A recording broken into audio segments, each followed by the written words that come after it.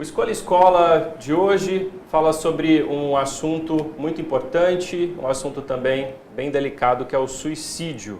Comigo aqui é a professora e coordenadora do Centro de Prevenção e Pós-Venção ao Suicídio da Escola de Enfermagem da USP aqui de Ribeirão Preto, Kelly Graziane Vedana.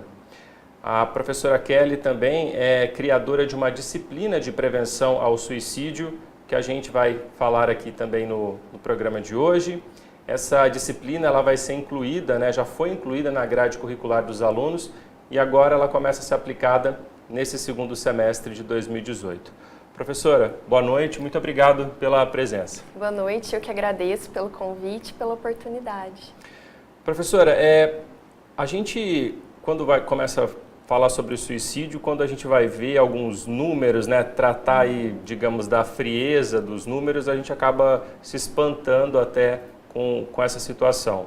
A Organização Mundial da Saúde diz que todos os dias, tem aí os levantamentos, 3.000 pessoas no mundo se suicidam. É um número muito grande. Sim, os dados relacionados ao suicídio, eles ainda são bastante alarmantes, preocupantes, mas nos mostram que ainda há muito a ser feito. Nós podemos fazer muito ainda em relação à prevenção.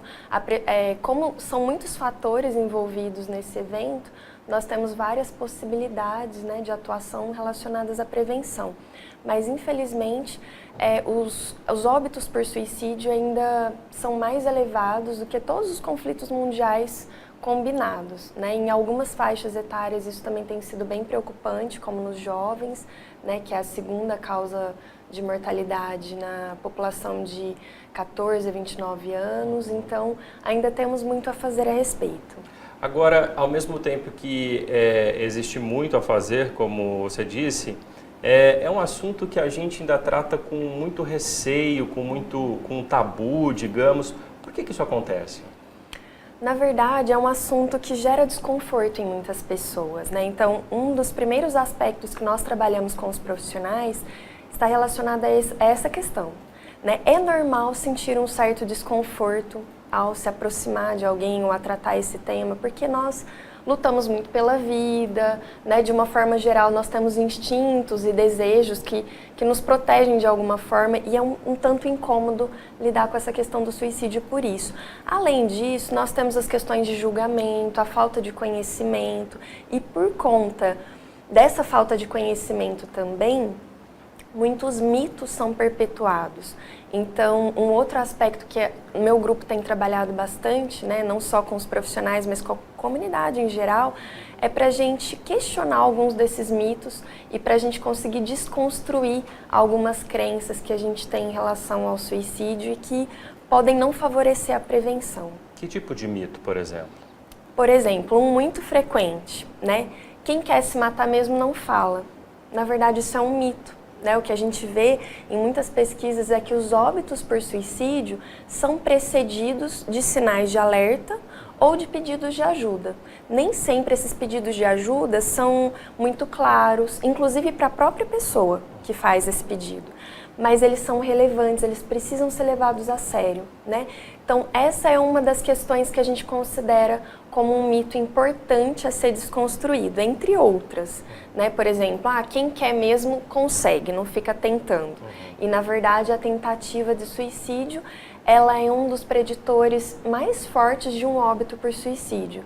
Então, as pessoas que tentam muito, elas merecem ser levadas a sério e ter um acompanhamento diferente do que muitas pessoas pensam, tá só querendo chamar atenção ou algo do tipo, Isso representa, sim, um risco.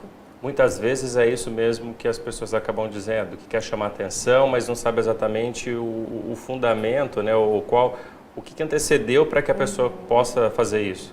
É muito importante a gente se despojar do julgamento mesmo. Por quê? Na verdade, o que a gente percebe é que muitas pessoas tentam separar quem quer de quem não quer morrer. E, na verdade, o que a gente tem na maioria dos casos é uma ambivalência, né? A pessoa está dividida, ela está em conflito com os desejos de vida e de morte. E muitas vezes não é a morte propriamente dita, mas um desejo de se livrar da vida que ela tem atualmente, carregada de sofrimento, na perspectiva dela, né? E um sofrimento que parece que não vai ter fim. Então é aquela pessoa que joga a água da banheira com o bebê junto sem perceber o que está acontecendo, né? Muitas vezes numa perspectiva bem alterada. Ela não consegue ter, ela chega a um determinado ponto que ela já não consegue ter noção do que está acontecendo. Muitas vezes sim. Algumas pessoas conseguem nomear mais o que sentem, conseguem perceber o próprio risco, conseguem perceber aquilo que a gente precisa fazer para ajudar, e inclusive, né, participam desse processo de construir o plano de cuidado delas, mas outras não. Então, o que a gente diz é que é difícil, a gente consegue identificar fatores de risco, causas, né, na população em geral, e a gente sempre considera esse como um fenômeno multicausal, né, não é uma causa única. Mas nos casos individuais, é muito difícil fazer uma leitura do que levou a pessoa à tentativa ou ao suicídio, porque a própria perspectiva dela geralmente está alterada. Ela está muito confusa, ela está com uma dificuldade de lidar com as situações e com o momento que ela está vivendo de sofrimento. Agora, professor, em alguns casos, a pessoa que vai cometer o suicídio, né, ela planeja, ela pode planejar? Sim. Na verdade, essa é uma outra questão, né? Muitas pessoas acreditam que a pessoa chega e simplesmente faz. Não é por impulso. Que é um ato impulsivo. Pode até acontecer. Pode ser impulsivo. Pode ser impulsivo, sim.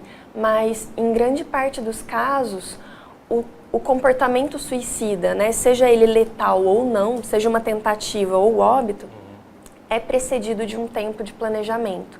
E quando a gente consegue acessar essa pessoa, dar voz, né, permitir que ela fale abertamente sobre isso, antes dela executar esse plano, né, em muitas situações a gente consegue trabalhar de forma efetiva a prevenção, interrompendo, né, esse plano antes que ele seja executado.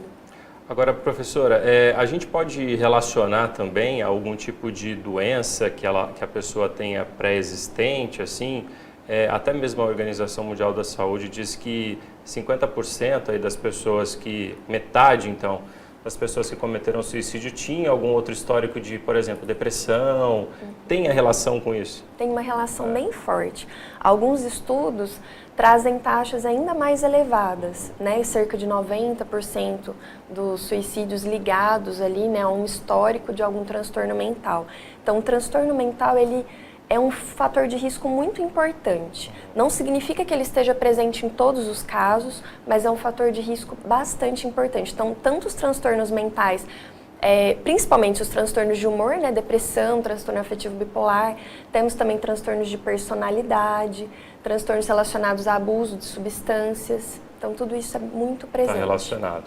Bom, hoje a Folha de São Paulo, né, inclusive, trouxe uma reportagem falando dessa situação na Universidade de São Paulo, né? Que nos últimos 2 meses, se eu não estou trocando aí, nos últimos 2 meses, 4 estudantes, né, da universidade se suicidaram, o que fez ali com que fosse criado um escritório de saúde mental, né? Essa situação, ela já era tratada com mais, digamos, abertura, mais proximidade na universidade, ou esses casos que vêm acontecendo acabaram por despertar isso? Na verdade, o que eu posso dizer aqui, principalmente em relação à minha unidade, nós estamos trabalhando esse tema já há algum tempo, né? E a partir do apoio que nós temos, a gente tem conseguido ampliar algumas ações. Então, não é só uma resposta, né, a essas situações. Mas falando também, né, não só da Universidade de São Paulo, mas de outras, tem muitas questões que são muito indicadas para se fazer, né, no meio acadêmico, falando não só de universidade, mas até das escolas. Então é interessante ter nessas instituições comitês voltados para a promoção da saúde mental dos estudantes, né, e dos profissionais.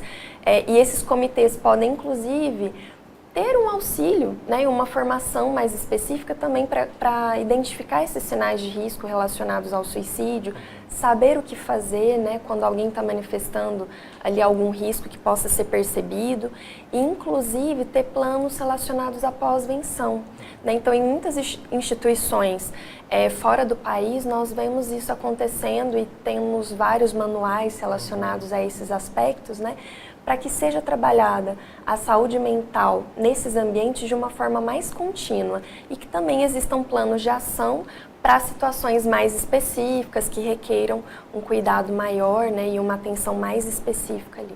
Professora, daqui a pouco a gente vai falar sobre esses sinais, mas agora eu vou falar ali com a Fabiola, porque ela que está falando com o pessoal ali que está assistindo a gente. Fabiola, tem pergunta aí? Tem bastante. A gente começa pelos olás ou pelas perguntas? Vamos começar aí pelas perguntas, daqui a pouco a gente manda um abraço pro pessoal. Perguntas, maravilha, tem uma galera bacana assistindo a gente aqui. E tem perguntas ótimas.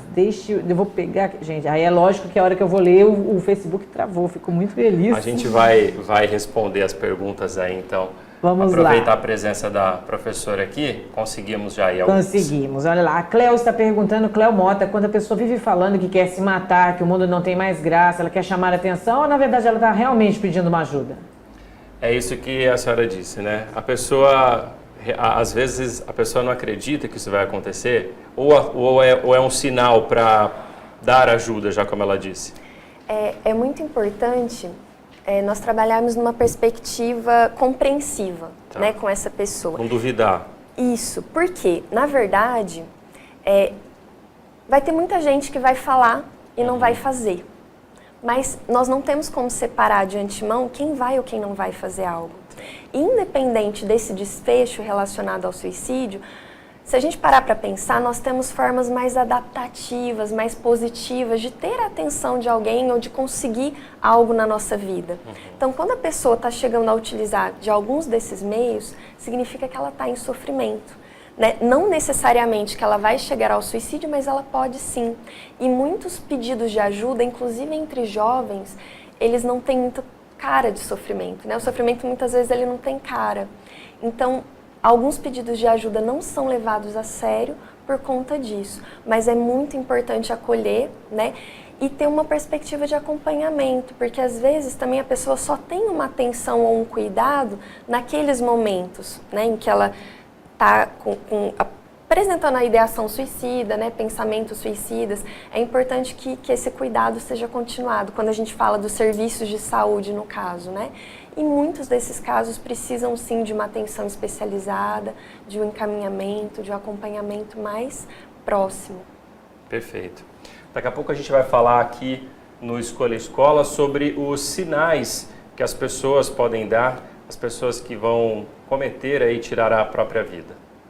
Para não perder nosso conteúdo e lives com os entrevistados, siga nossa página no Facebook e também no nosso canal no YouTube.